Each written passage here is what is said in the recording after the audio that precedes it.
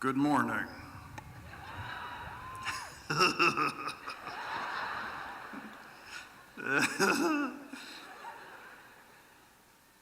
I am sincerely humbled to be asked here today and grateful for the opportunity to flap my gums at you for approximately the minimum amount of time you want to let your varnish oil and beeswax finish soak into the wood before wiping it off. I apologize for appearing before you without my mustache, but it had unfortunately been previously committed to an appearance at the Montana School of Forestry. If we could all travel back together to 1993 and scrutinize the 23-year-old version of me that graduated from this school, you might well be amazed at the bleary-eyed ragamuffin standing unsteadily before you. Although maybe not, since I ultimately found a successful career in the category of goofy jackass that has made some of you familiar with my methods. And for those of you who are, you know that I acquired whatever small fame I possess, largely for consuming an impressive amount of bacon and eggs. I could enumerate other gems from my resume for you to establish my credentials, but there's likely nothing I can say to you today that will be half as inspiring as the fact that back in those salad days, I endured 2 brief stints in the Urbana jail for some minor ill-advised tomfoolery, and somehow still managed to be invited to speak to you here today.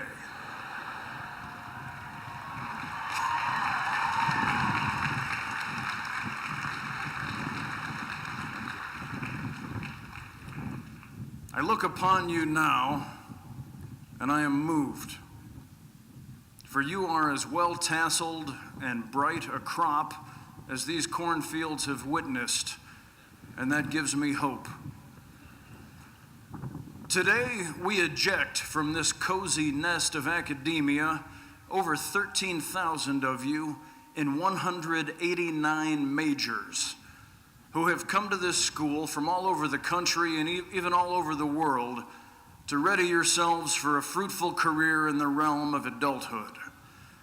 You have reached the glory of the finish line and have undoubtedly done so with good old-fashioned hard work, with creativity, talent, stamina, and probably for some of you, a not inconsiderable amount of beer. I feel you. When I graduated, I remember living under the assumption that I had things pretty well all figured out, as though life had stuck a fork in me and pronounced me done. I was pretty cocky about it for 17 minutes or so, until cold, hard reality set in. And I hope for the sake of your future meals, your degree today is not in theater, because we were not only hungry for rolls back then, we were also just plain starving. Turns out I had some schooling yet to endure. I'd love to believe that what got me to this microphone was my talent and my good looks. But unfortunately, I own a mirror, so I'm disabused of that notion every Saturday night when I groom myself. Instead, I have to give major credit to some very good advice from some very good teachers.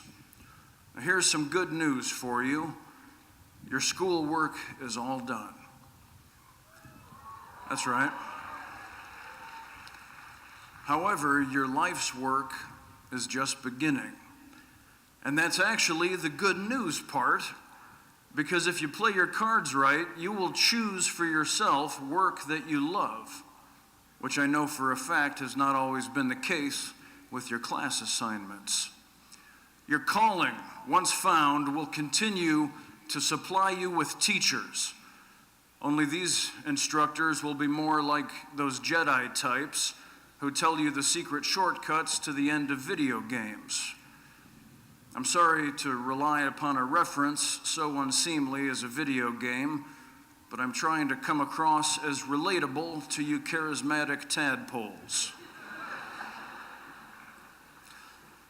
My own first example of this comes from my best teacher here at the U of I, a wizardly professor emeritus by the name of Shozo Sato, although we call him sensei, which is Japanese for teacher. He came to this country from Japan in the late 1960s, a highly trained artist in several disciplines of the Zen arts, including kabuki theater, which was the art form he taught me. Now, here is a man, an immigrant, one of the most multi-talented human beings I've ever had the pleasure of encountering, who was dealt a very particular hand of cards. After being much closer than comfort would prefer to the American bombing of Hiroshima at age 7, he and his father visited the leveled city a month later to witness the intense destruction and aftermath of that nuclear attack. All that remained of his father's house there were the granite entry pillars scoured white by the blast. The deep impression this left upon him launched young Shozo upon a lifelong search for peace by the way of the arts. He eventually moved to the States and ended up here, in the cornfields of Shampoo Banana, where over the years he has influenced thousands of students and their families by means of an entire menu of classes in the Japanese arts.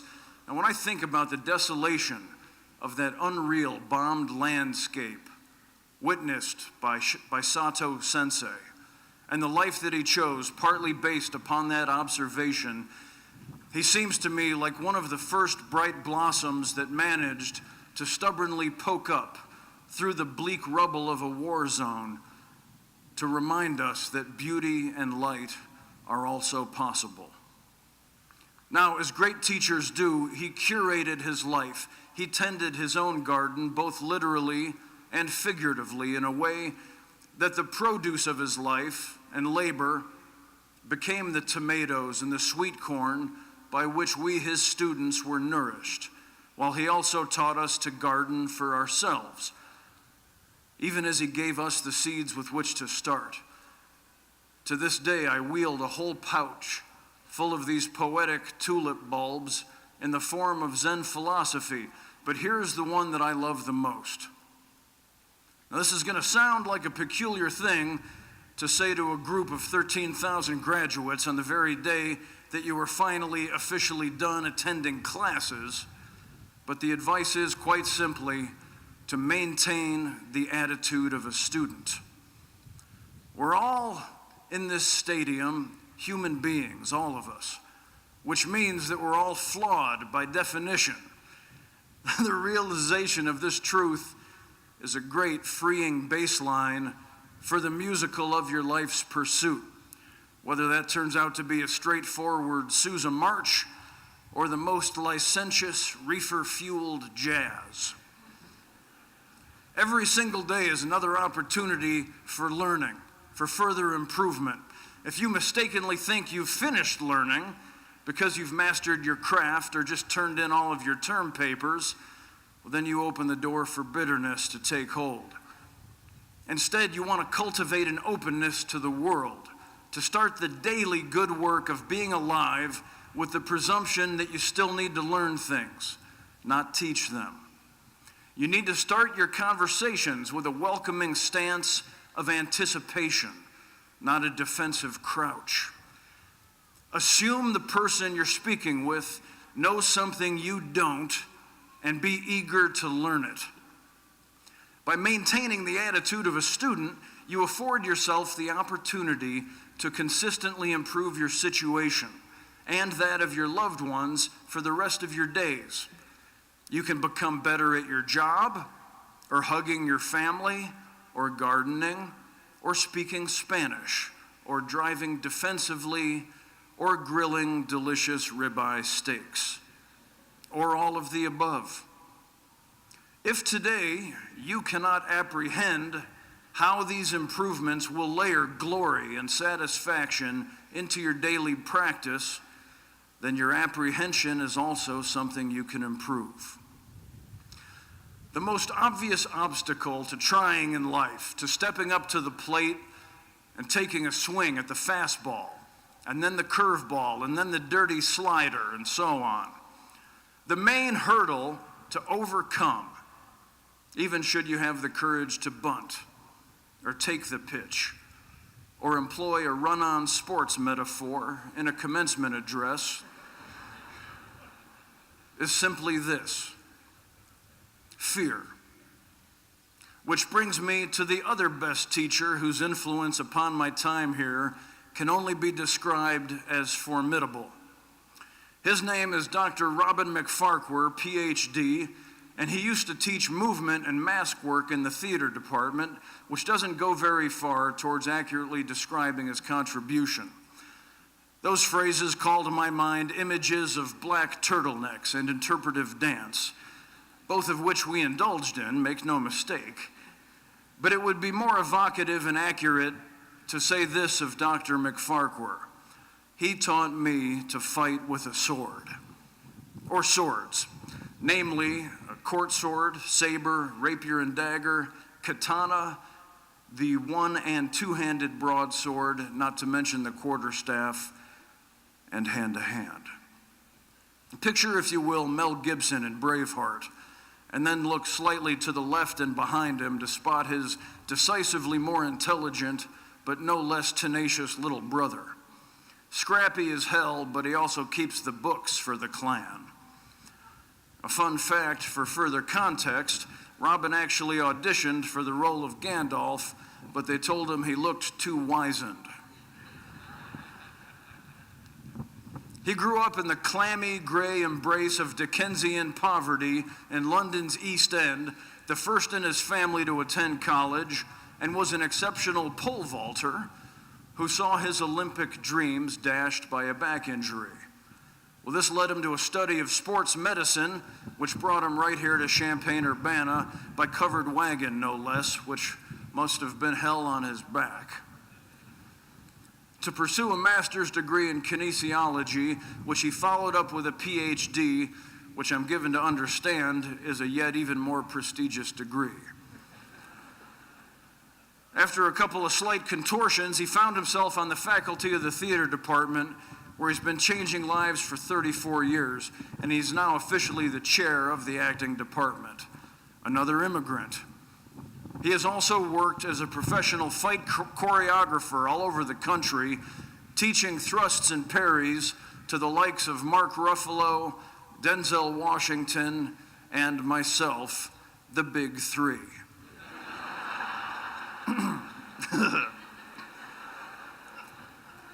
Here's the thing.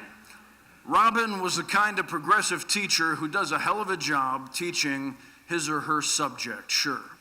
But he didn't stop there. Every summer, he'd go away and take workshops to continue maintaining the attitude of a student so that he could come back and teach better the next year, year after year. With every student in every class, he discerned every way that he could see to teach them, not only sword fighting and juggling and such, but he also taught us courage.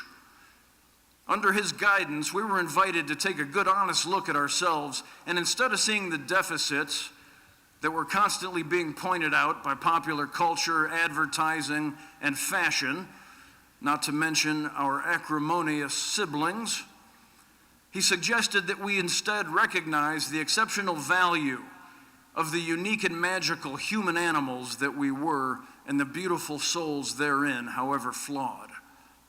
We were encouraged to recognize each our weird individual flames and what it was that fueled that fire, an introspection which I would now in turn invite you all to sample. Lean over for just a moment, if you will, into some fine and applied arts and think about what it is. That's right.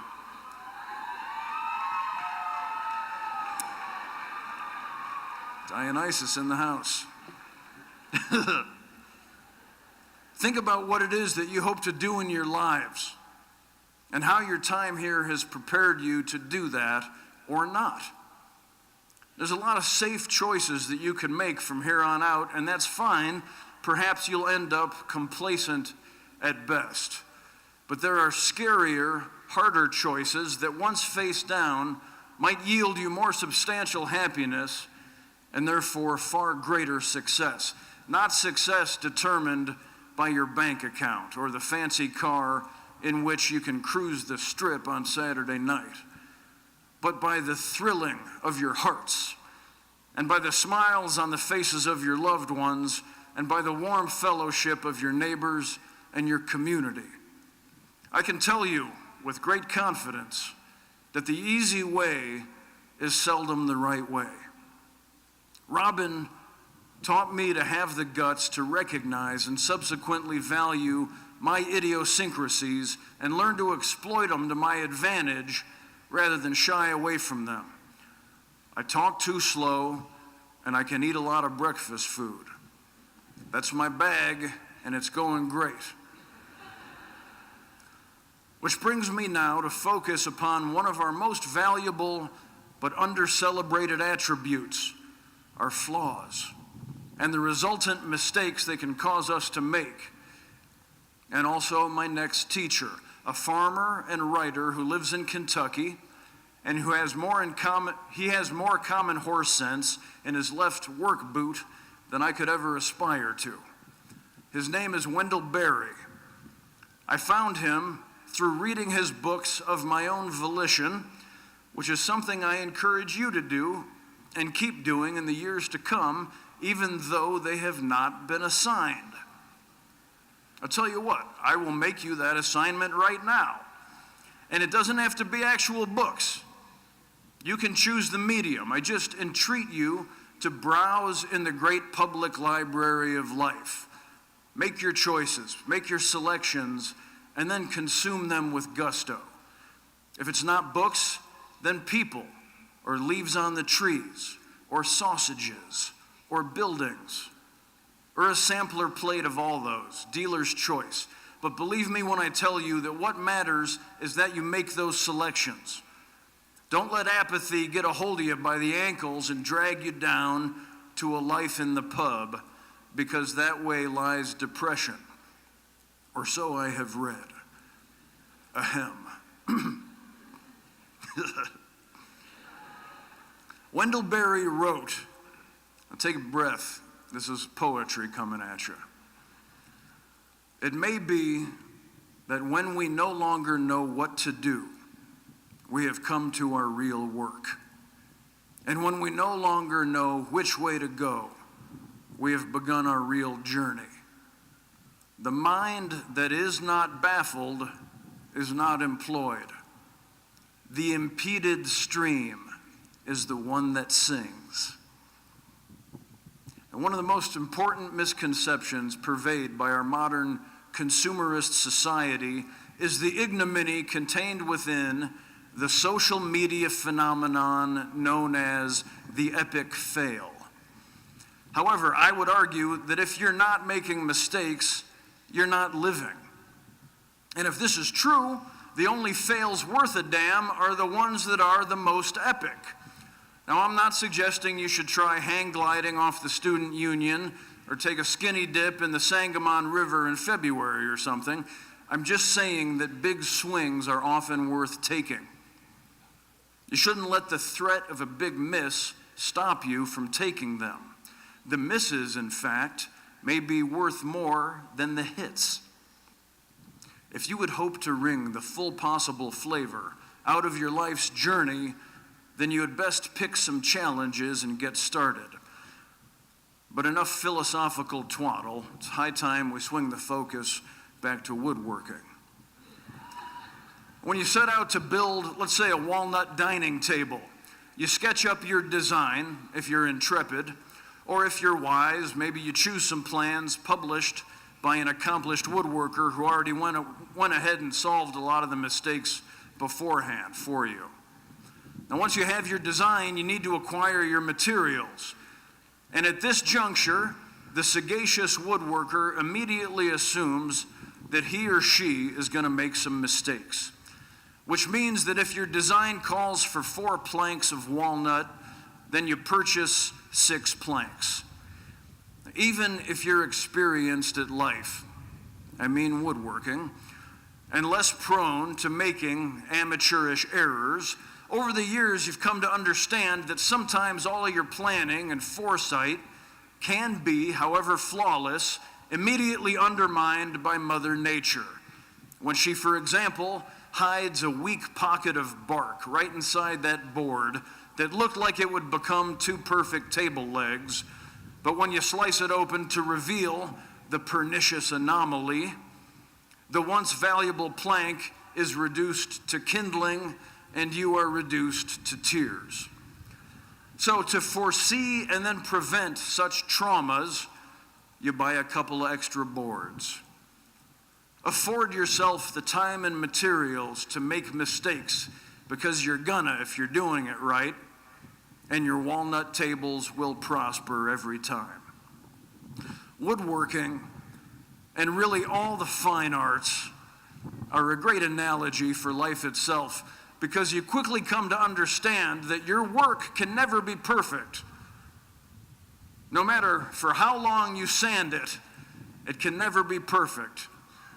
Whether you're crafting a symphony or a novel or a 3-legged stool or a marketing report or an amazing building in Dubai, a nonprofit organization or a park by the river, all you can do is keep editing and improving it until it's due, and then you turn it in, you walk away, you digest the effect of your work, whatever that entails, you learn what you can improve in your next attempt, and you get back to the grindstone with your nose to make a figure of speech. The impeded stream is the one that sings. Mr. Barry is admonishing us to choose the path less traveled. These modern conveniences excel at providing us with nefariously easy choices, and they grow easier with each passing year. Their sellers are correctly assuming that our human tendency to make the last choice is the safe bet. Our human nature encourages us to take the impediments out of our streams, thereby curtailing our songs. Now, we'll never be free of that human nature, so we must remain ever vigilant to fight the allure of physical and moral softness. When we've finished our delicious milkshake, the easiest thing to do is throw the cup and straw in the grass, but we've learned the value of seeing that rubbish safely relegated to an appropriate receptacle. It takes a little more work, but it's well worth our collective enjoyments of sidewalks and parks free of trash. I encourage you today to refrain from littering the fields of your own experience. Instead, you might try cultivating some rosemary in them. It's delicious and it's packed with potassium. Healthy cooking brings us to the final teacher in my long speech, and this person is actually a very cute couple, my mom and dad. I know it's pretty cliche to bring up your mom and dad upon such a nostalgic and Tony occasion such as this, but I've never claimed to be anything but pedestrian in my thinking. In fact, I believe one could say that is my jam. I have to tell you, I've met a lot of beautiful and rich and famous people, and that was just while visiting the set of Sesame Street. We matriculate through life, discerning who is talented or not in all walks and categories. And we see those standouts rewarded for their prowess, each in his or her own way, and we come to believe that such rewards are the treasures worth seeking: money, fame, trophies, Reuben sandwiches. But I have to say that I have been the most viscerally moved in my life, not by Lady Gaga firing off a barrage of her astonishing arpeggios, or Stephen Curry making our heads spin with his three-point shooting in the sport of basketball. No, What makes me stand up and say howdy is when I see somebody get up off of his or her ass and help out another person. Because the greatest and much more readily available treasure we can and should pay one another is respect. Now this is pretty much, I'll pause for that.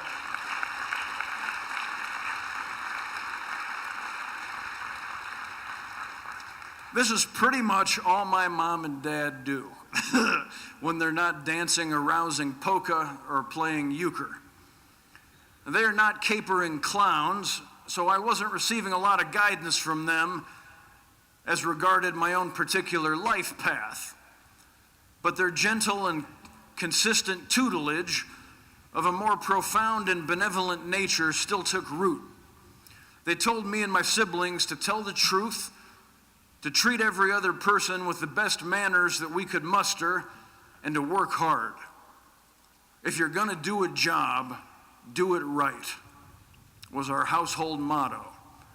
And after I tried out some custom alternatives to their guidelines, like for example, don't tell the truth, just to be sure they had me on the right tack, I realized the beautiful value in their lessons and I strapped in.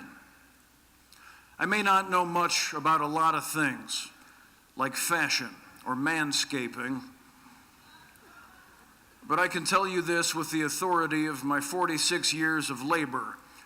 I have never seen anybody who was mean or discriminatory or superior receive anything but unhappiness as a result of their behavior.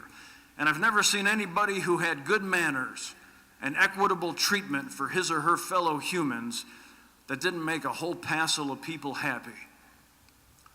It all turns on affection.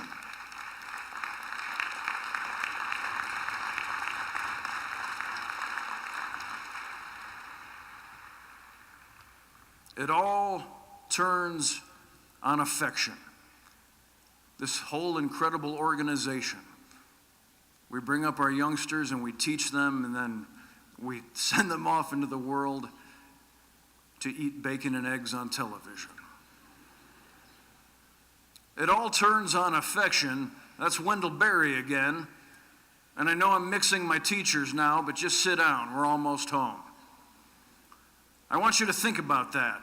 The main thing that has driven my teachers and yours to apply themselves to their benevolent work has been simply affection. Certainly hasn't been the paycheck. Affection for other people and the good works they might in turn undertake, and for the works of nature, which is a little redundant. Wendell Berry again says, whether we and our politicians know it, nature is party to all of our deals and decisions. And nature has more votes, a longer memory, and a sterner sense of justice than we do. Leslie Knope once said that Teddy Roosevelt once said, far and away the best prize that life has to offer is a chance to work hard at work worth doing. What the hell does that mean? For that matter, what is behind all of these nuggets of advice I'm trying to impart to you today? Ladies and gentlemen, the answer is, as it has always been, love. All of these signposts I've erected for you as we stand briefly together upon your day at the crossroads, signs made probably out of a wood that's appropriate for exterior use, teak if I can find it, but probably more likely cedar or Osage orange. These signs just add up to a common goal, to figure out how best to love and be loved. Many great writers have elaborated upon this chestnut, but assuming you've heard enough of Dickens and the Beatles, today I will share with you some lyrics from the great Tom Waits. Well, the moon is broken and the sky is cracked. Come on up to the house. The only thing you can see is all that you lack. come on up to the house. All your crying don't do no good. Come on up to the house. Come down off the cross. We can use the wood. You got to come on up to the house. Now that song always gets me because all my teachers have really just been telling me the whole time to come on up to the house. We're all in this together. Get yourself a seat. Can I get you a beer? Is everything okay?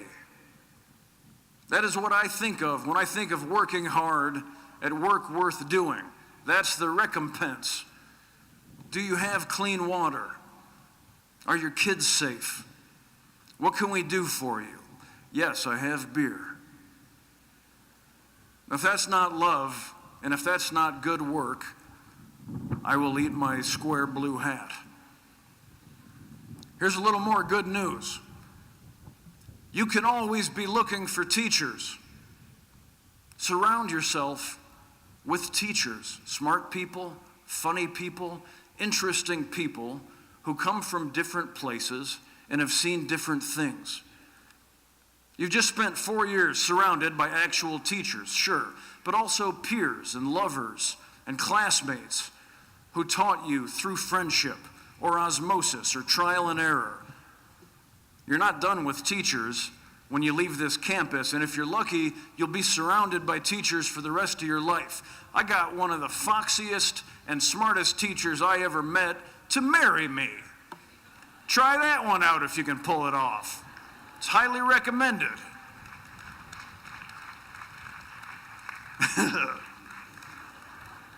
If you give and receive love, and make some mistakes, of course, if you can find good work to do and get to doing it, if you can maintain the attitude of a student, then you stand a chance of becoming such a teacher yourself.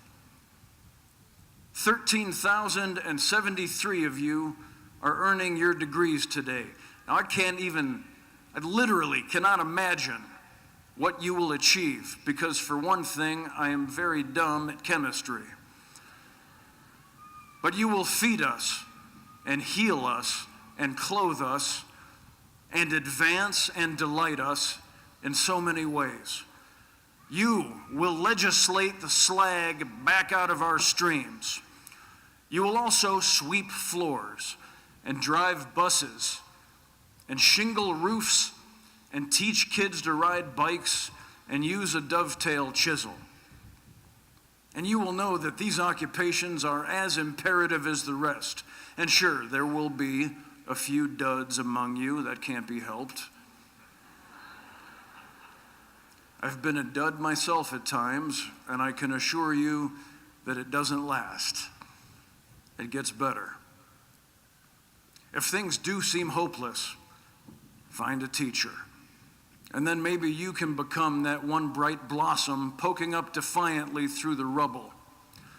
We need all of us to pitch in if this is going to work, this love thing.